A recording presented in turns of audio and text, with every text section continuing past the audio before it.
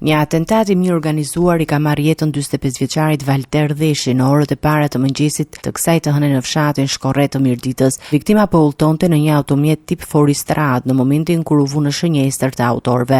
Sipas informacioneve paraprake, sulmi ndodhi në një segment rrugor me relief malor, ku lëvizja është e kufizuar dhe mungojnë sistemet e mbikëqyrjes me kamera. Hetuesi dyshojnë se autorët e kishin studiuar me kujdes internerin dhe terrenin përpara se të ndoronin sulmin. 45 vjeçari është qelluar me breshëri e armë zjarri, ndërsa plumbat kanë goditur automjetin në disa pjesë. Goditja rezultoi fatale dhe I shkaktoi vdekjen e menjëhershme viktimës, pa I lënë mundësi reagimi apo shpëtimi.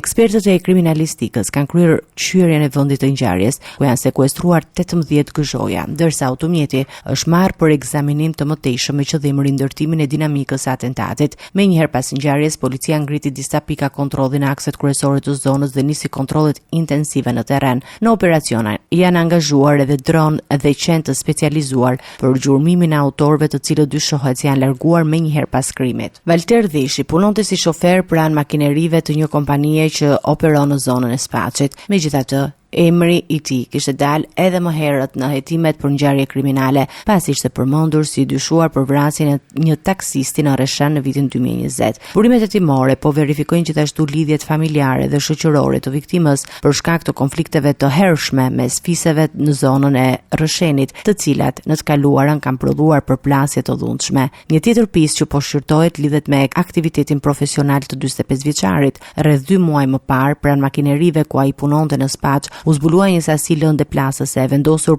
pranë mjeteve të punës, e cila nuk shpërtheu. Hetuesit po verifikojnë nëse ekziston një lidhje mes atij episodi dhe ekzekutimit të fundit. Grupi hetimor ka ngritur disa pista dhe po punon për të përcaktuar nëse atentati ka qenë rezultati I konflikteve të vjetra hakmarrëse apo interesave të tjera kriminale. Deri më tani nuk ka persona të ndaluar derisa hetimet vijojnë për identifikimin dhe kapjen e autorëve.